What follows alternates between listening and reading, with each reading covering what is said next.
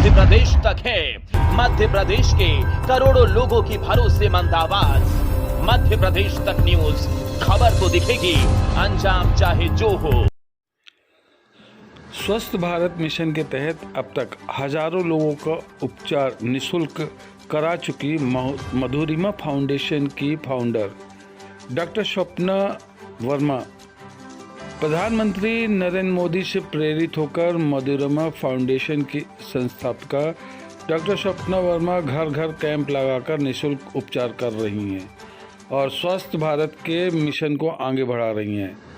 मैहर में चल रहे दिव्यांग क्रिकेट टूर्नामेंट में एक अच्छा प्लेटफॉर्म देकर दिव्यांग युवाओं के मनोबल को बढ़ाते हुए एक नया संदेश दिया। मधुरिमा फाउंडेशन की संस्थापक डॉक्टर स्वप्ना वर्मा से हमारे संवाददाता ने खास बातचीत की। आइए देखते हैं डॉक्टर स्वप्ना वर्मा के साथ एक खास मुलाकात।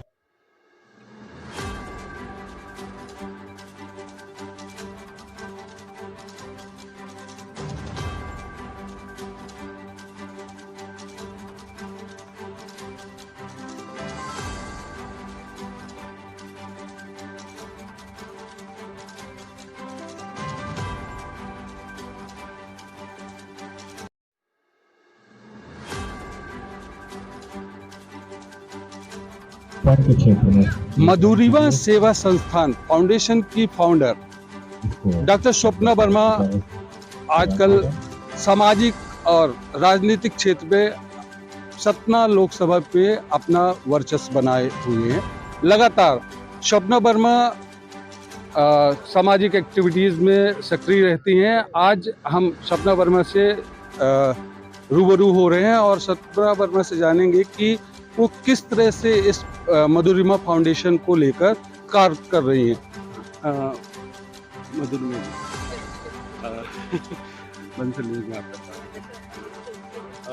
जय श्री राम से। मधुरिमा फाउंडेशन लगातार सामाजिक क्षेत्र में कार्य कर रहा है। कैसे इसकी प्रेरणा मिली है? मधुरिमा सेवा संस्कार फाउंडेशन मेरी माँ के नाम पे है और इससे आप समझ सकते हैं कि मेरी प्रेरणा स्रोत सबसे पहले मेरी माँ है। और सेवा के क्षेत्र में जब हम उतरे, माँ के वचन को निभा रहे हैं। माँ मेरी लगभग 12 साल से बेड रिडन है और मेरी माँ का बचपन, हम सब का बचपन यहाँ बीता। और जब माँ बोल पाती थी तो उन्होंने एक ही शब्द कहा हम लोगों से कि अगर कुछ जीवन में बन पाओ तो आप जहाँ पैदा हुए हो, जहाँ आपका बचपन बीता है, वहाँ के लोगों के लिए स्वास्थ्य के प्रति क्या अच्छा कर सकते हो, समाज के प्रति कोशिश ज़रूर करना। जैसे कि आप डॉक्टर हैं तो स्वास्थ्य के क्षेत्र में अभी तक आपने इतनी सारी एक्टिविटीज़ की हैं, थोड़ा सा डिटेल में बताएं। आपको पता है कि मैं अपने माँ के सपने को सच कर रही हूँ। आज मेरा यहाँ पर मेरी माँ की भावनाएं जुड़ी हैं, मेरी भावनाएं जुड़ी हैं। यहाँ का हर व्यक्ति मेरा भाई है और मैंने जब ये सेवा क्षेत्र में काम चालू किया, यहाँ लाखों की संख्या ने मुझे अद्भुत प्रेम दिया।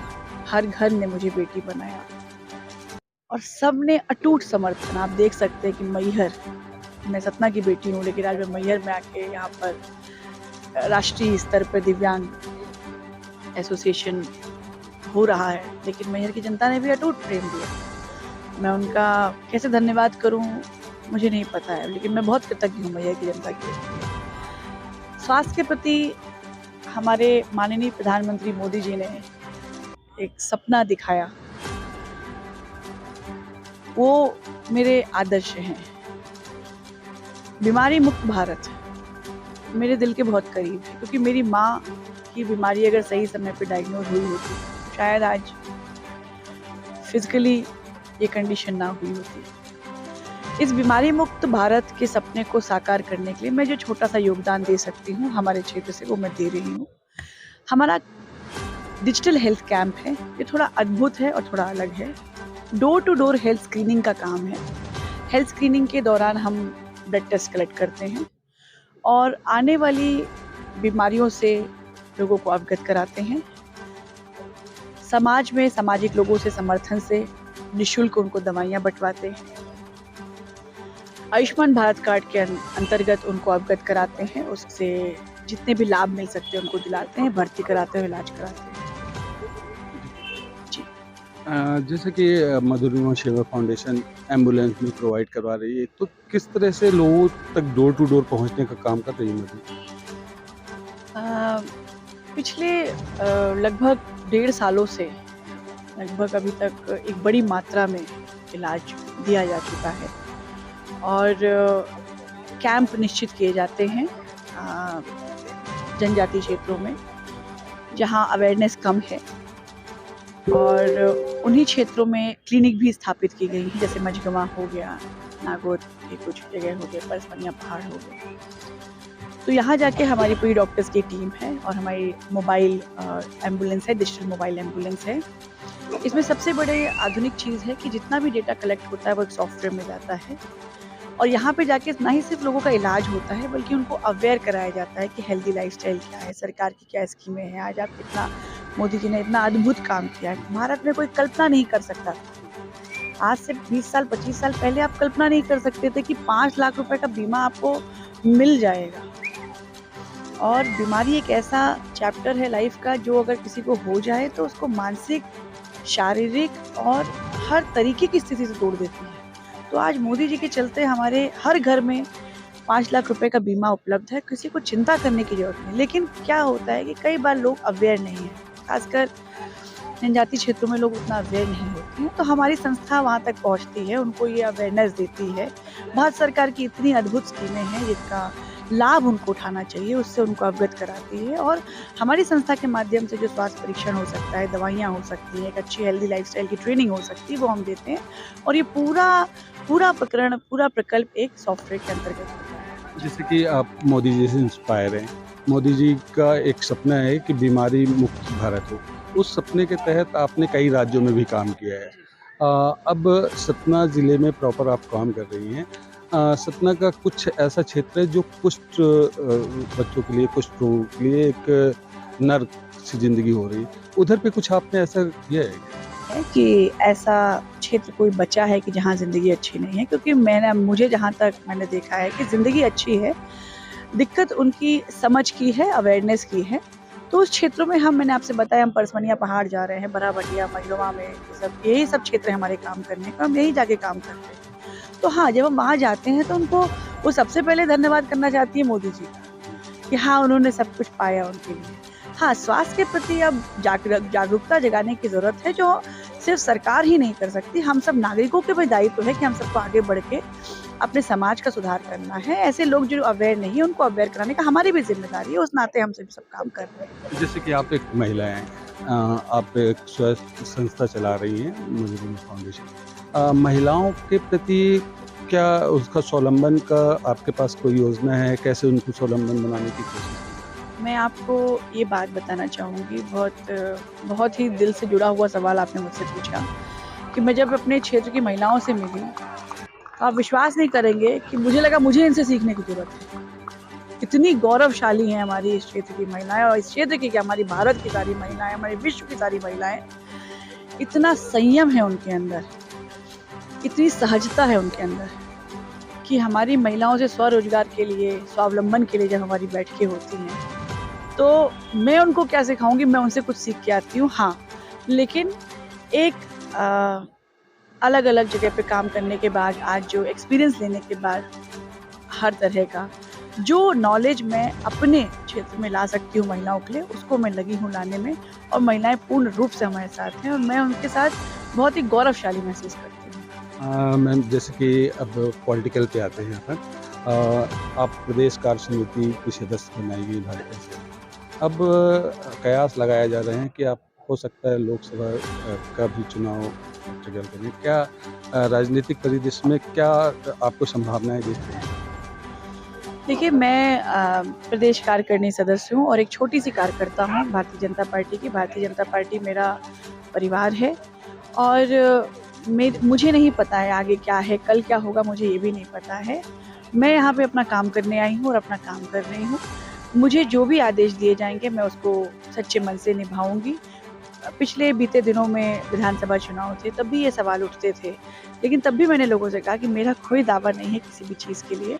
माननीय आज भी सांसद जी हमारे सांसद हैं और आगे जाके भविष्य में क्या होता है वो तो वही है जो राम रची राखा, उनका निर्णय है और पार्टी के वरिष्ठ लोगों का निर्णय है। जो अच्छा समझेंगे, जो उचित है वही वो करेंगे। उस निर्णय का मैं संपूर्ण सम्मान करती हूँ। लगातार सतना लोकसभा क्षेत्र पे आप सक्रिय हैं, तो इस क्षेत्र में ऐसा क्या संभावना आपको दिख रही है कि विकास अभी कुछ बचा हुआ है? जनरली तौर पे अभी तो लग रहा है कि बहुत सारे ऐसे विकास हुए हैं इन 9 सालों में, लेकिन अभी कुछ बाकी है, ऐसा कुछ छोटा सा महसूस हो रहा है? नहीं, देखिए विकास पूर्ण रूप से हुआ है, ऐसा बिल्कुल नहीं कहा जा सकता कि यहाँ विकास नहीं है। बहुत अच्छा विकास है यहाँ पर। सतना की बात करें तो सतना के मेयर भी ने भी बहुत अच्छा काम किया है, सांसद जी ने भी बहुत अच्छा काम किया है, ऐसा कुछ भी बात नहीं है। हाँ, मैंने आपसे कहा बार बार कि हो सकता है कि कुछ चीज़ें अवेयर ना रही हों लोगों तक पहुँचाने की, तो ठीक है, इतना लंबा पीरियड है और इतनी लंबी खाई है छोड़ के जो यहाँ से गए थे और आज उसको भारतीय जनता पार्टी भर रही है, तो बहुत ही अच्छी स्पीड में भर रहा है। आप भारत की जीडीपी देखिए, भारत की इकोनॉमिक ग्रोथ देखिए, आज भारत का आज ये तो इतना अद्भुत है, हम सब भारतीयों के लिए इतना गौरवशाली ये पूरा वर्ष है क्योंकि हमारे रामलला आ रहे हैं यहाँ। अब आप सोचिए कि ऐसे में कौन विकास क्या सोच सकता है कि कैसा विकास रुका है? मुझे तो नहीं लगता कि भारत में किसी भी कोने में कोई विकास रुका हुआ है, हर तरह से पूर्ण विकास हुआ है। प्राथमिकताएं क्या होंगी? अभी तो मेरी सिर्फ स्वास्थ्य की प्राथमिकता है और मैं सिर्फ स्वास्थ्य पे काम करना चाहती हूँ। जैसे कि मैम अभी कुछ दिनों से पहले सतना विकसित था, अब लगातार देखा जा रहा है कि रीवा सतना से कहीं आगे निकल गया है, तो क्या इसमें कुछ कमियां रह गई सतना में कि रीवा में कुछ अच्छाइयां हो गई? देखिए, ये एक सिस्टम है और रीवा हाँ बहुत ही अच्छा और खूबसूरत माना जाता है क्योंकि हमारे लोकप्रिय नेता राजेंद्र शुक्ला जी, माननीय राजेंद्र शुक्ला जी जो आज हमारे डिप्टी चीफ मिनिस्टर हैं, वो वहाँ से आते हैं। उन्होंने बहुत मेहनत की और उसको आगे बढ़ाने में उनका बहुत बड़ा हाथ है। लेकिन क्या है कि कोई भी सिटी का डेवलपमेंट एक इकोसिस्टम से चलता है, तो हो सकता है कि सतना क्योंकि कहीं ना कहीं विधायक और सांसद जी में विभिन्न पार्टियों से आने के चलते थोड़ा सा वो था, लेकिन मुझे जहाँ तक लगता है कि सांसद जी ने भी पूरा प्रयास डाला है, मेयर साहब ने भी पूरा प्रयास डाला है सतना को विकसित करने के लिए। जो बची कुछ थोड़ी बहुत त्रुटियाँ अगर दिखती होंगी लोगों को तो वो भी पूरी हो जाएंगी, ये मुझे पूर्ण विश्वास है। तो अगर आप लोकसभा सदस्य में जाती हैं तो क्या प्राथमिकताएं रहेंगी फिर से? नहीं भैया, मैं अभी जो मुझे आज का पता है तो मैं आज मेरी प्राथमिकता मेरे क्षेत्र का स्वास्थ्य है, उन तक स्वास्थ्य की जानकारियाँ पहुँचाना है जो इससे अवगत नहीं है और उनको जीवन कितना महत्वपूर्ण है, उसको कैसे जीना है, उसकी जीवन शैली क्या है। आज मेरी प्राथमिकता सिर्फ यही है, कल क्या होगा मुझे नहीं पता, जब कल जो समय बताएगा उसके हिसाब से निर्णय। तो ये थी डॉक्टर स्वप्ना वर्मा जो अपने सामाजिक और राजनीतिक क्षेत्र पे लगातार सक्रिय हैं और इस पूरे कार्यक्रम को लेकर वो लगातार पूरे लोकसभा में अपने कार्यक्रम को लेकर चर्चित भी रहती हैं। कैमरा पर्सन के साथ इस्लाम अहमद, बंसल न्यूज़, मैहर। न बेमतलब के मुद्दे, न बेमतलब की बहस, खबर सिटी से लेकर गांव तक की, संसद से लेकर सड़क तक की, मध्य प्रदेश तक है। मध्य प्रदेश के करोड़ों लोगों की भरोसेमंद आवाज, मध्य प्रदेश तक न्यूज। खबर तो दिखेगी, अंजाम चाहे जो हो।